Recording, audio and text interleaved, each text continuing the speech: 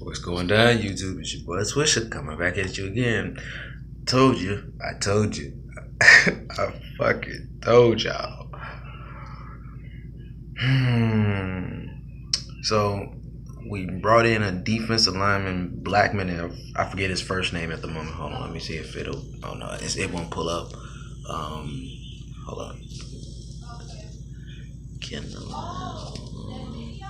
Crap, it didn't say, but dude name is Blackman or something like that. 320-pound defensive end. I see where Houston is trying to go, adding bigger guys, bigger bodies, but with the loss of Cub and whatnot. But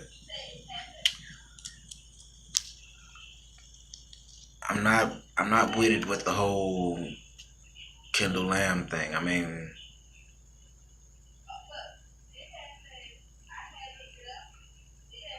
we obviously saw what he was worth and capable of doing when he played Jacksonville, and he sucked. Plain and simple, he sucked. Um, One thing I will say about the Texans organization and the coaching staff, well, not necessarily the organization, mostly the staff, if a player has the talent, they're going to get it out of him. This is why I said, and if you go back to any of my draft videos, you'll see that I was saying this draft class that just passed was the most athletically gifted from the defensive side of the ball. There were athletes everywhere, from Shaquille Griffin, of course, Myles Garrett, Derek Rivers, Obi Melifonwu, Zach Cunningham. We fortunately got him. They'll just athletes on the defensive side. I can name more, but I'm not gonna. That's not what this video is about. Offensively, of course, like I say, Watson. Even though Trubisky not really getting the love that I feel like he should. You know what I'm saying? He's up there. In fact, I just don't understand why the Bears didn't, franchise Alshon Jeffrey. You know what I'm saying? But speaking on Alshon Jeffrey and the Eagles, I'm going to touch on that in a little bit. But like I said, man, I told y'all we was going to do something like this, instead of looking to acquire better talent than what we previously had. They would much rather say, okay, we'll bring Kendall Lamm in for $600K, like some shit, like that don't make your football team better, because Bill O'Brien he's creative, he's helping the offense.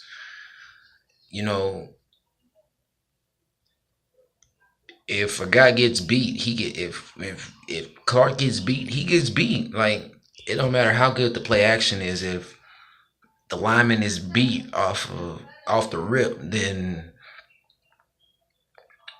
how can he's as our edge rusher, his number one goal is quarterback. He's not reading running back to quarterback. He's reading quarterback all the way. So, and then on top of that, he's on the backside, the left side. So schematically, you're basically taking a chance of Watson being exposed to hits on the blind side. Now, I leave that up to Bill to, get creative and whatnot, and probably add a little bit of extra protection to the, backside, whether it be a back chipping, a tight end chipping or something,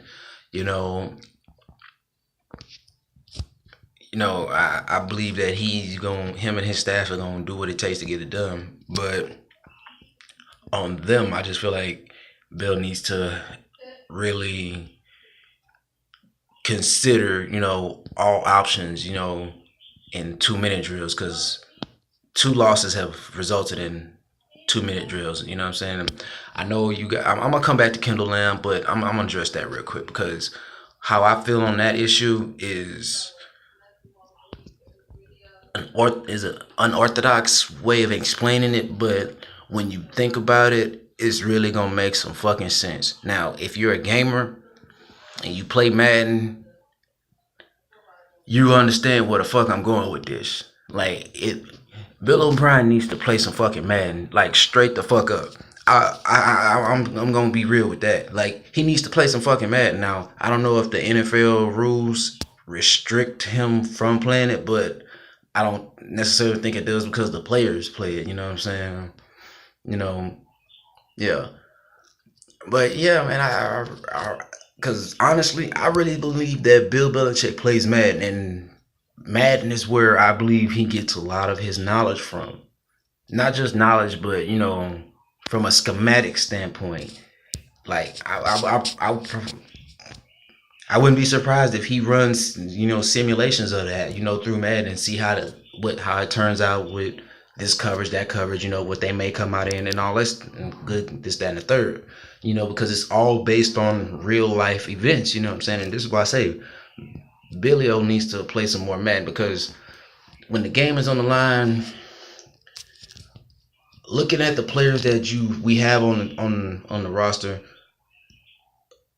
that they're slowly but surely trying to acquire the pieces that New England had. Like Deontay Foreman is supposed to be LeGarrette Blount. You know what I'm saying? Yet because of the whole Bob McNair comments and whatnot, he suffered playing time because he walked out in practice. Last time I checked, you know, wins and losses they play a major factor in, and the fact that sorry about shut up sorry about that, but no, knowing the fact that wins and losses they play a major factor in the fan base. Like as fans, we tired of seeing that shit. We tired of being right there on the verge of winning, and all you have to do is get a first down and seal it away. And you know you botch it. Instead of leaving the ball in the quarterback's hand, you call a run and then blame it on communication errors and shit like that. Like, no, be a man and admit to what the fuck happened. Like, be how you was right after the game. It's on me. It's my bad.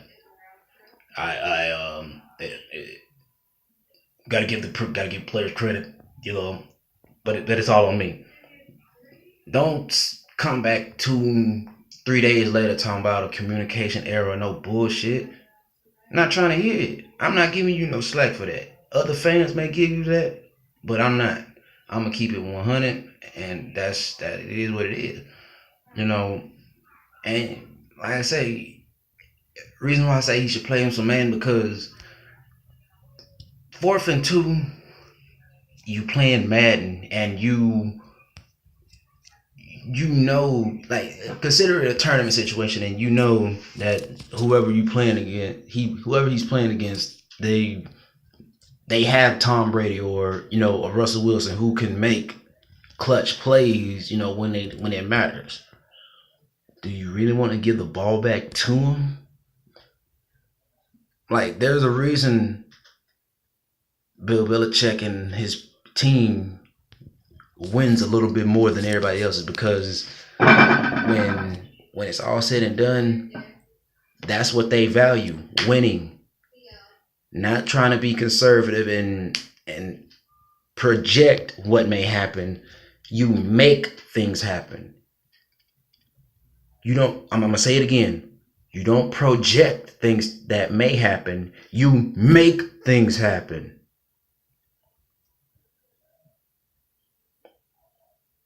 Like it or not, regardless, I don't give a damn about what Bob McNair may have told Bill O'Brien about Foreman. On that play, you want to win a game, you put Foreman back there. If you going to even, well, first and foremost, I would have called a timeout, to make sure, because like Bill O'Brien said, if it was a communication error, then you call a timeout. You're not sitting there going, run the play. We know we're gonna get it. If there's any doubt in your mind, it's the game on the line. You call a timeout and you make sure everybody's on the same page. That's what a smart coach would do. As a fan, when I tell you I sat there and I called the game after Marcus Williams caught that pick. All I said was,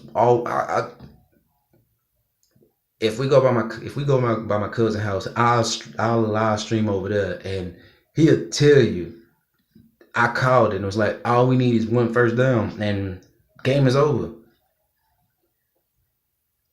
Did Bill O'Brien just? It's like he knew what I was saying. It was like, I'm gonna give the nation what they want. I'm gonna take this one on the chin for the nation and call some idiotic play and cost my team, and I'm gonna cost my team to win and my fan base to be happy. You know what I'm saying? Now, the fan base right about now, we feel like we're just as mad at Bill as we are at Bob. You know what I'm saying? Because he goes on, he's speaking completely out of bounds behind closed doors, thinking that it's not gonna get out, and then it does. And then as a coach, you go, even though the game was strictly, it was called in a biased way because Clowney was getting tackled like a motherfucker, and it sucks. And if it bothers me that when you have a dominant player out there dominating, and they're having to cheat to prevent him from from doing his job, and yet had that been any other team, he would have gotten flagged. They would have gotten flags for that. But because I felt like, and I said it at halftime, go check that video out. I said, if the refs are going to play a major factor on, how the outcome of the game is. We had a few calls go our way that was obvious, but I really feel like the refs are, it got me feeling like it's on some Vegas type shit, just like what happened in Mexico City last year with the Raiders. Like, I don't know, but like I said, as far as the Kendall Lamm shit, that's a no-go with me. I don't like it. You could have explored a different option, something. And like I said in the last two videos that I've done, they could have easily asked for Luke Jokel, Shaquille Griffin, and a second-round pick. And I'd have been cool with that. Or if they really wanted to, juice it up, because they don't want to lose too much, I'll take Shaquille Griffin, that third-round pick, that fifth-round pick, both of those from this year, and that second, and I would have called it a deal. If you want Dwayne Brown that bad, come off of that. You know what I'm saying? Straight up. You know what I'm saying? But as per usual, man, like, sub, and holla at your boy, man.